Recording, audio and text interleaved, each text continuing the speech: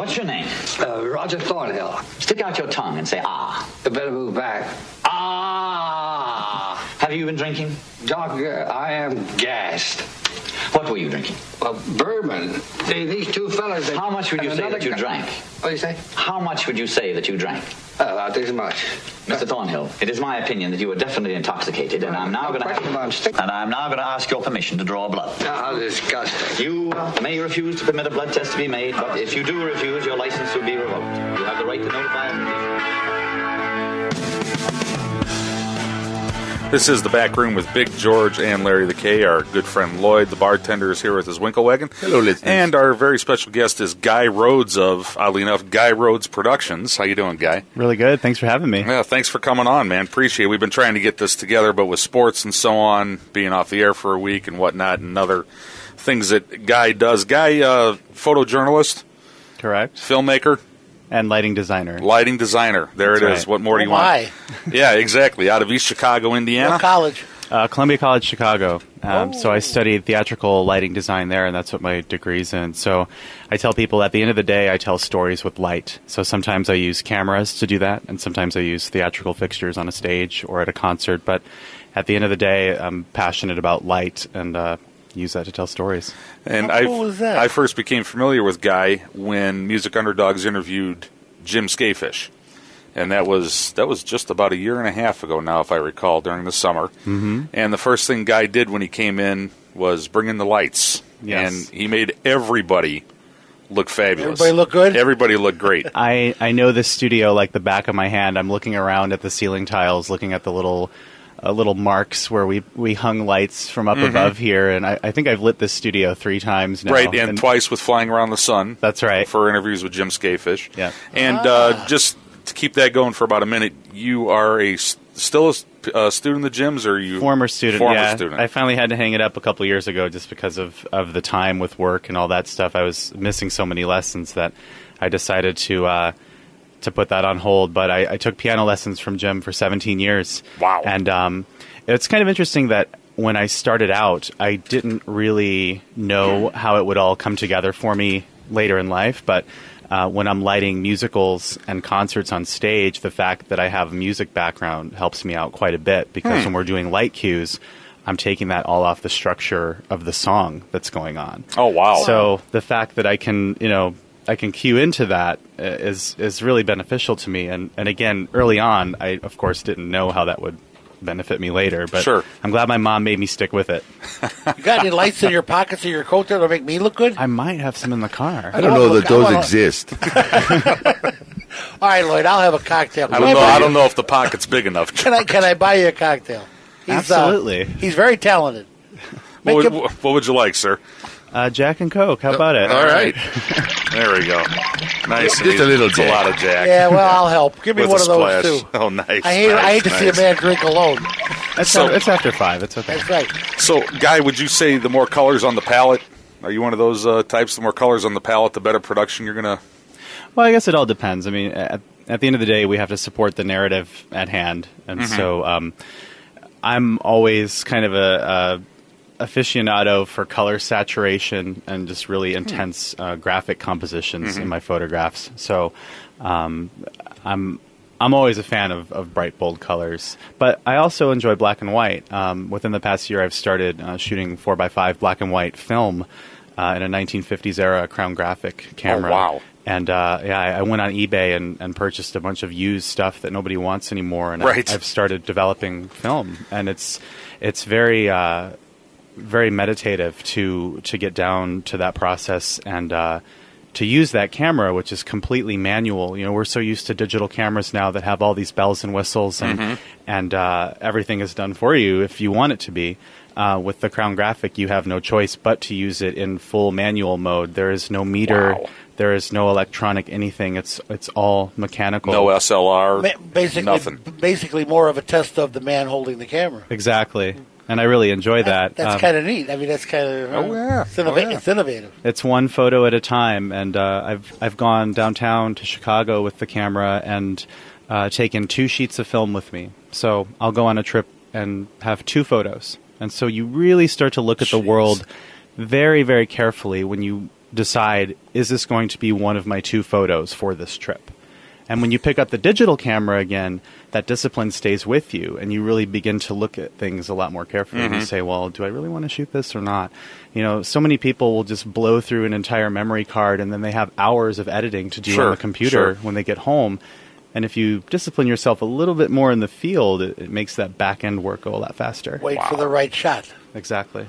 The right moment, the right color, and the right shot. I wonder how many people actually, besides Guy, have that discipline and patience. I'll put it this way. I have none. I'll tell you right now. How many people, and Guy, you're closer to my age, if I'm not mistaken, but how many people Guy's age, my generation, have that discipline anymore with digital, or anybody, I guess, for that matter?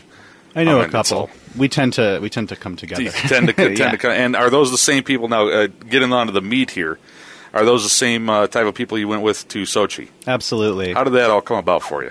Well, I started freelancing for a company called U.S. Press Wire about 6 years ago, and they're a wire service similar to the Associated Press. You may have heard of them. And what we do is we basically provide images from different events to various newspapers, magazines, websites all across the world. A couple of years ago, U.S. Press Wire was bought out by USA Today. So now the company is called USA Today Sports Images. So we still function as a separate entity, but we're under the umbrella of the USA Today publication. So back in the Press Wire days, I started shooting NASCAR. I did the Indy 500 for them. And through doing those events, they kind of got to see, again, that I really enjoy kind of looking for those different photos that a normal editorial photographer might not get or might not have time to get. So basically, when they put me on an event, they'll have a couple photographers who are responsible for getting those straight action shots, and then they'll turn me loose and say, all right, Guy, go be artsy. Go get what Guy Rhodes gets. and so it's really cool to be able to do that, to be able to to go to an event and just kind of look for those different moments. So in 2010, when the Vancouver Olympics were coming around, they asked if I wanted to do that, and of course I said yes. And so I covered those games. I had a lot of experience with the Winter X Games, with snowboarding and that kind of stuff. So it made sense for them to send me to those venues in 2010. And then 2014 rolled around, and I was invited back and jumped at the chance. Well, they obviously liked your work in 2010. I mean, there had to be some good picks. There it is.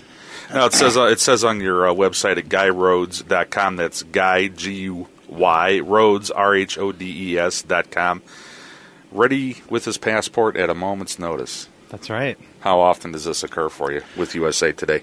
Well, this was actually my first time off of North America in my entire life to cover the Sochi Games. I had previously traveled to Canada a couple times just for pleasure, and obviously the Vancouver Games in 2010. I covered a wedding in Mexico for a couple that I went to high school with, but Russia was my first time traveling internationally. And so it was an interesting experience because going into it, of course, there was a lot of talk of terrorism and security being really high. And my attitude towards it was, I grew up in East Chicago, Indiana, so I watch my back wherever I go as a habit. Sure. That's just how it is for me. So yeah, I'm not going to do anything stupid. Exactly. Like I wasn't concerned about anybody hurting me there, because the reality of growing up around here is you kind of have to look out for the same thing. Did you have any trouble finding something to eat? No. Food was not a problem. I mean, they just don't eat the way we do. Well, you have to remember that they have the Olympics set up with the understanding that people are coming from all over the world. And they have to have other food. Exactly. So the Gorky Press Center was where most of our days started, and there's a full cafeteria in there that's open 24 hours a day. And the food staff there took a lot of pride in making sure that we were decently fed. You know, I've had better food at a restaurant, but I wasn't expecting a gourmet meal at this place. But it was certainly enjoyable food, and they even served beer there, which I they didn't have that in Vancouver. Journalists you don't certainly need a guy to carry the camera bag, do you? They got beer, I'll go. Right. Wow. And then there was a couple restaurants near where we stayed. my area was called the Mountain Cluster, which was about an hour away from the coastal region. The coast is where you probably heard a lot of the stories about people showing up and their hotels not being done, and there was no power and no hot water. Luckily, we escaped all those issues. That's cool. How were you able to? Is that just something that USA Press had said? Well, we know the region, or no, because this place looks nice. We had colleagues in the coast that had those problems from USA Today. Okay, so it just so happened that in the mountains, they made sure that they booked hotels that were done at the time that they were doing the booking, because they didn't. There were some hotels that didn't get built because they just ran out of time. The entire village of Rosa Huder, where we stayed, was built in 16 months. 16 months ago, it was complete rubble, and that's including an entire railway system that spanned the coast with the mountains. It's amazing the progress that they made in such a short amount of time. But we had a 3-bedroom apartment and maid service, washer, bath and a half. I mean, we were living like kings. Wow. And so we really lucked out. And we were not lost on the fact that we were very lucky because, like I said, we had some colleagues who got in and the first day didn't have power. Now, again, and if you already answered this question, forgive me, how old was the village in which you stayed? 16 months. That was just a 16-month-old village. Correct. And we're talking about numerous hotels, stores. You have a Columbia outdoor wear store there. There was a McDonald's within about a 4-minute walking distance, which we partook at several times. Sure. Which is also 24 hours. What do they call the Big Mac over there? I don't know. But I did have to order off of menus quite a few times. Check off. There were menus that had photos. And so if you started speaking English to the person behind the counter and they couldn't understand you, they would just wave you off and point to this menu on the counter, and then you would just have to point. And I'm an expert at charades now, coming back, because that's how it was most of the time. We also used a lot of Google Translate on our smartphones. Isn't that a great thing? It actually worked quite well. We didn't get any angry looks from anyone when we used it, so it must have been saying what we said it to say. I do believe that folks that, I don't know, I always hate saying they, who's the they, but I do believe that they welcome that. That's the Americans are actually making the effort to communicate instead of talking louder. Oh, absolutely. Right? Yeah. It doesn't work. Right. And then, of course, the Americans are bringing dollars and cents into an economy that they're trying to build on this Olympics. I mean, that's the whole idea. I got to find out more about this 16-month-old village when we come back. I got some questions, too, here. For sure. This is The Back Room with Big George, Larry the K here on AM 1230 WJOB. Our special guest, photojournalist Guy Rhodes. Stay tuned. We're here with Guy Rhodes.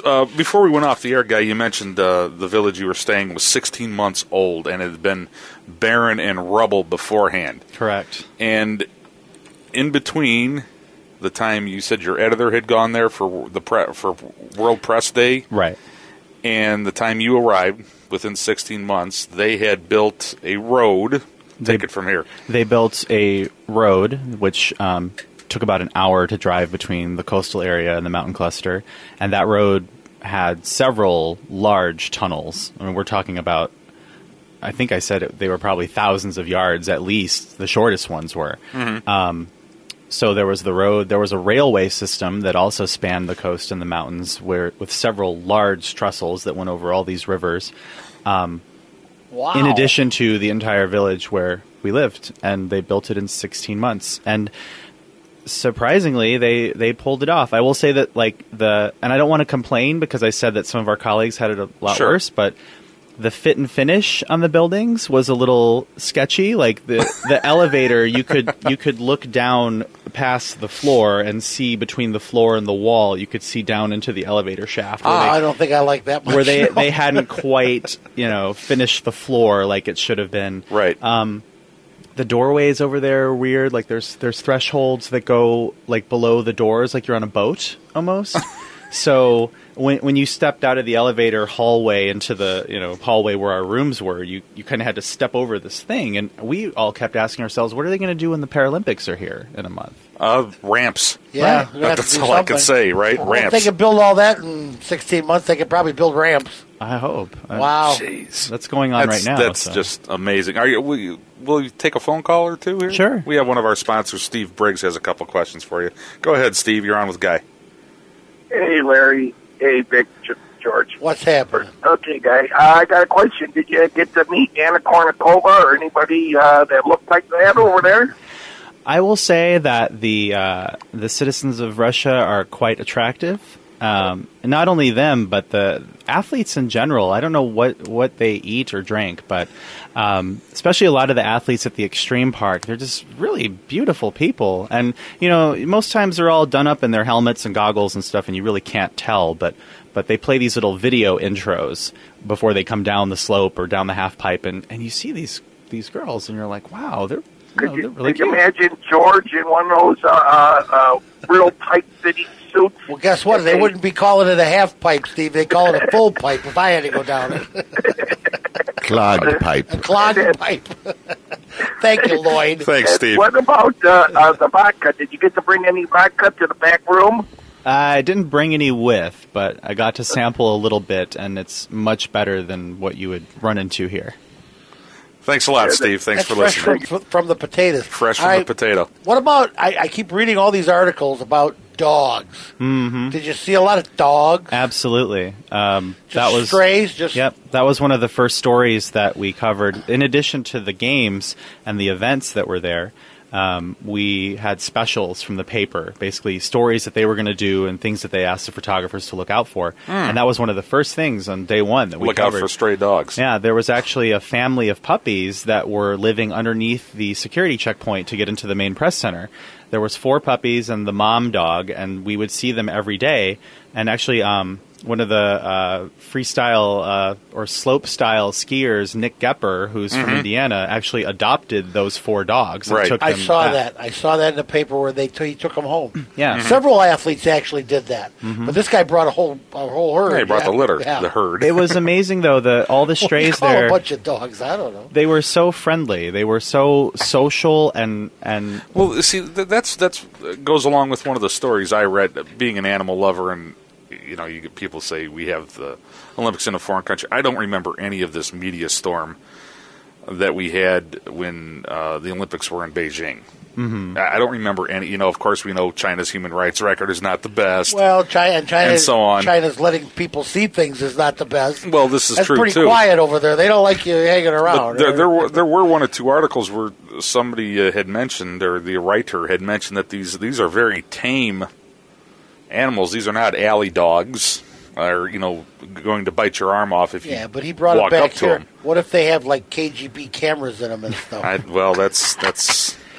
That'd be interesting if they're puppy. But anyway, it was explained to me that a lot of the strays, especially in the coastal area, came from the fact that when Russia decided to build the Olympic Park, they essentially came in and bulldozed what was farmland and neighborhoods. And the people that were there, it was kind of, well, tough luck. You got to go. We're going to build this thing here. And so a lot of these people were already impoverished as it was. And when you force them out of their houses, they couldn't afford to take the dog. So like some of these dogs that were walking around still had collars on. And, a lot of the Olympic workers and volunteers would kind of take them under their wing, so to speak, and leave plates of food out. Like the puppies were getting fed. Like I would see little plates from the media center cafeteria out there. So people were taking care of them. And I think over there, it's, we look at strays here as kind of a problem. Like call animal control. There's a stray dog. But right. Over there, they kind of look at them as kind of a friend of the neighborhood. And, they kind of all pitch in to take care of these things. That's how George got into his business. That's right. Well, he used to hang out in front of the Texaco station. Yep. Wow. So, yeah. How about that? They threw me nickels, quarters. Dance for us, please. Yes.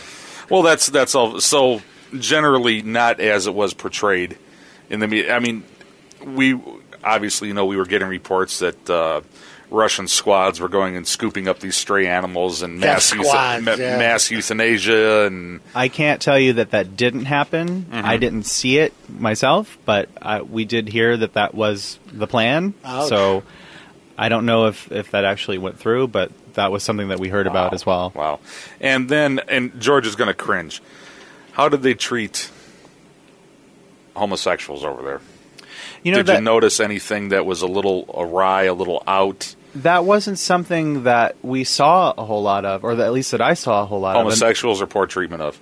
Homosexuals, period. I didn't really, and that was something that they asked us to be aware of as well. Like if we saw any, openly homosexual couples to document that, because that was an important story of being there, and I didn't personally see any. So, and was there a Maybe fear? these private people kept their private Right. lives to their private like selves. I said, you're going Larry. to cringe, but it was a Maybe story, they and just wanted to put it in the paper, I you know? I feel the need to ask: were people cringing over there when Putin gave a little cuddle to the? I can't even think of her name now, but bisexual speed skater. I didn't see that. Oh, okay. No. See, that was news over here. You know how? Wow! Hey, look at that! Did he even know? Did he bother to do his research? Blah blah blah. You know, it's funny to say, because I'm part of the American media, but the American media loves to sensationalize things, and that was part of the problem going over there. Is that they had us so worried about. You know, they said, assume your hotel room is bugged, and never go anywhere by yourself. And by the end of it, I was walking to the McDonald's at 1 a.m. alone, and we were asking the guys with the AK-47s on the street to pose for photos for me. I mean, it was wow. I mean, I will say that they did a very good job with security, and I felt safer there than I do here. Sure. I hate to see what the Russians would do to somebody who tried something. We'll put it that way. I would say, yeah, their justice, I'm sure, is swift. They're not messing around. There's not a lot of judge, jury, and appeals there. Any difference between security in the mountain cluster and security in Sochi? Nope. It was all the Nothing. same. All the same processes. Wow. To get into the media center, we had to go through airport-style security checks with an additional pat-down after the metal detector. And it was like that to get into every venue. Once we were inside the media center, the shuttle buses that we took to our venues were called clean buses, and that meant that they had been inspected by security. And every single door on the buses, every single door, hatch, access point that could be opened on the bus had a sticker going across it that would break in the event that the door was opened. So what they would do is they would get us all on the bus. We'd all have our credentials scanned, and the scanners that these guys are holding, our photos pop up on them so that they know that we're the person that it is you. with the credential on. Once we were all loaded on the bus, they would close the door, and another one of those stickers would go across the door.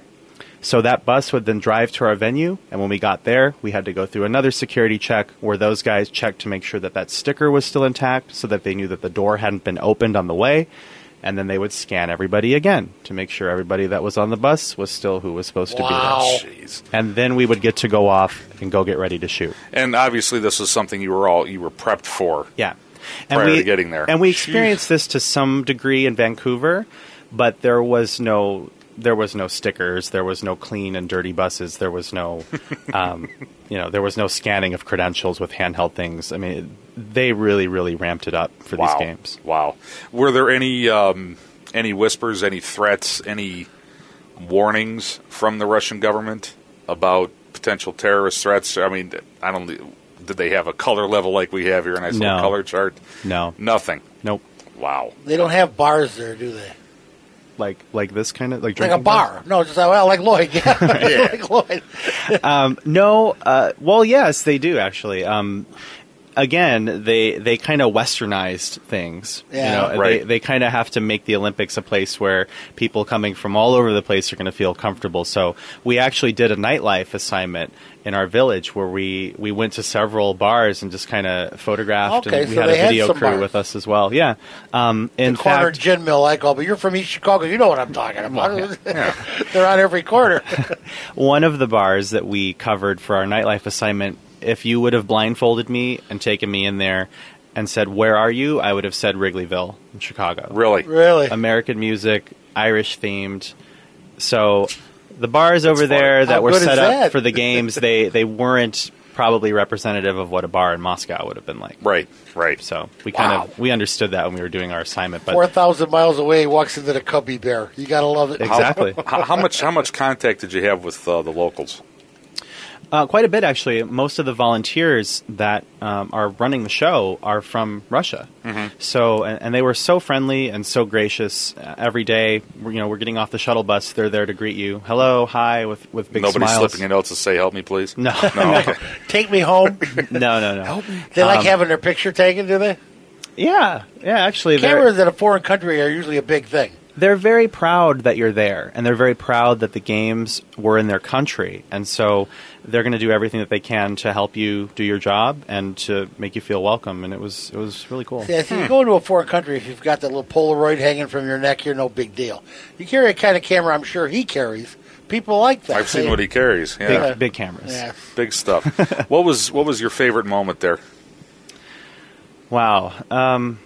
Well, my favorite moments from the games are always the flowers and medal ceremonies. The flower ceremonies happen after every event right there on the course. They bring out a little podium, and the bronze, silver, and gold athletes stand up and they receive flowers. And then later, down in the coastal area, which I didn't get to cover, they'll have a medal ceremony on stage where they actually give you your actual medal. But as the games wrapped up, because of scheduling, one of the biathlon events that I covered, they actually had the medal ceremony right there on the course. Oh, wow. And so the Russians actually won that particular event, and the entire grandstands were filled with Russian citizens. And so it was electrifying just hearing the cheers when he came across the finish line. And then even the flower and medal girls who were out there essentially as models presenting these flowers, you could see them welling up with tears. So I was photographing that. The volunteers next to me were crying. Everybody was just so proud that Russia had won. That's very moving. And that they were there. Yeah. To have a front row seat to that, to somebody, an athlete who is accomplishing their life goals right in front of you, this is the culmination of their entire life's work, is something that I never grow tired of, and I don't take for granted the opportunity that I'm there to be there. To share it, to at least share in that. Exactly. And make a document of it. And in some ways, for us as photographers, it's kind of cool because we are accomplishing a life goal right alongside them. We say that for photographers, it's kind of, the athletes have the Olympics, and for the photographers, it's kind of the photographers' Olympics, because you're there with some photographers who are the best in the world at what they do, and you're shoulder to shoulder with these guys. Right. And so it kind of motivates you to step up your game and to really produce the best work that you can while you're there. It sounds like he's a couple years away from them saying, we were where Guy Rhodes was. That guy was there. Yeah. We'll see. That's the impression I'm getting now. In the photography world, anybody there that you were hoping was there? Yes, David Burnett. He is a photographer who I think he's covered, it's over 10 Olympics games. Wow. And David shoots for the International Olympic Committee. And one special thing about him is he shoots on a lot of quirky old film cameras. And I just so happened to see him, and I was very familiar with his work. He was one of my inspirations for getting back into 4x5 film. I happened to see him while I was out on the course with my Crown Graphic, my big old 4x5 camera. So he sees me and he says, "Hey," and I look at him and I recognize him. And "Hey," and go up to him, introduce myself. It's one of the only fanboy moments that I had while I was there. Like, I immediately grabbed a medical person who was standing right. I said, "Can you take a picture of us really quick?" And I handed him my camera and I got it all set. So all he had to do was push the button. He was very gracious, very down to earth. We spent about 15 minutes talking about the craft, and I was relieved to hear him say that he was excited that there was somebody else at the games who was shooting on film, because of course everybody is shooting digital. So it was cool to hear somebody who's been a big inspiration to me kind of encourage me, and to know he's talking about you, and you're going, oh yeah. That's exactly. Right. Wow. So that was probably my exciting moment as far as meeting a colleague while I was there. Most boring moment? Giant slalom snowboarding. Yeah. Basically, I couldn't watch that. It was tough. They send two at a time down. What they do is they start with an elimination round of 32 pairs, and they each go twice. And then they have an eighth final where 8 pairs go twice, and then there's a quarterfinal where they go twice, and there's a semifinal where they go twice. There's a small final where they go twice, and then there's a big final where they go twice. I did the math. I covered 128 pairs of snowboarders in total at that event. The editors on the other end of my camera were they were hating it as much as I was. That's about 120 more pairs that I would be interested in. It was brutal. And photographically, it was difficult to make it interesting because the gates that they have to ski around were so far apart that it was really hard to get two snowboarders in the frame at the same time without them looking like ants. And it was interesting because, as I said, when you're in the photo positions, you're shoulder to shoulder with sometimes 20 other photographers. Sure. And there were moments where the two athletes would finally cross on the course where they would be tight enough to get them both in the same shot. And you would just hear everybody's shutters just start rattling off at the same time. Because we're all thinking the same thing, like, come on, get closer, get closer. Give me that shot, right? please. Please. So that was the worst. That was just, but even then, the worst events, you're still at the Olympics and you have to kind of keep that in mind. God, yes. That's it. It's still the best day of your life. Exactly. And to have the beautiful landscapes and the mountains around you is always a treat. For a photographer, I'm sure Russia's got to be just like awesome. Oh, it's beautiful. It's got to be It's a stark contrast to rusty, flat Northwest Indiana. Right. Absolute rusty flat. No steel mills belching garbage into the air. It's funny. I whenever I come back to the region, I start coughing. And I wonder why. My entire time there, I didn't cough at all. No kidding. I love home, but I mean, it is what it is. It is exactly. I got to tell you, I was that way when I went to Arizona. Out in the desert. There's nothing there. It's a dry heat. But it's hot. Trust me, it's not dry. Did you have to brush up on a little Russian before you went there? No, and I don't know why I didn't. I guess I should. Okay. Have. Favorite Russian word that you came home with? Spasiba. Which means? Thank you. Ah, and it's right the on. one that I use the Spasiba. most. Mm-hmm. And they were happy that you did. They were. There you go. I know one. Comrade. Yeah. No, Comrade. He's the guy that owns Freddy's, man. Oh, that's what Comrade. Jim. Yeah, okay. Spasiba. Got it. George, anything? No, I'm telling you, I'm infatuated with some of the. I want to see some of these pictures. When can I go online? we see anything at GuyRhodes.com? Absolutely. If you click on my blog section, I tried to keep up with a daily blog while I was there, and I kept up with it for the first 2 weeks. As we got into week 3, it often became a choice of do a blog or sleep for 2 more hours. And so I had to choose sleep for a couple days. But if you go to my blog, those are all still there, and you can check those out. All right. We will do that. And that's all on film, right? No. Those are all digital, but I will be posting my film photos within the next couple of days. I just finished those up. Ah, cool. Guy, thank you so much for coming in. It was a pleasure. Thanks for agreeing to come on in and sticking with us while we were on hiatus and so on. Thank you, guys. Hopefully see you again. A pleasure, young man. Take care. This is The Back Room. We're going to go ahead and take our 7 o'clock break right now. This is The Back Room with Big George and Larry the Cade Lloyd. And our guest, Guy Rhodes. Thank you again for coming in.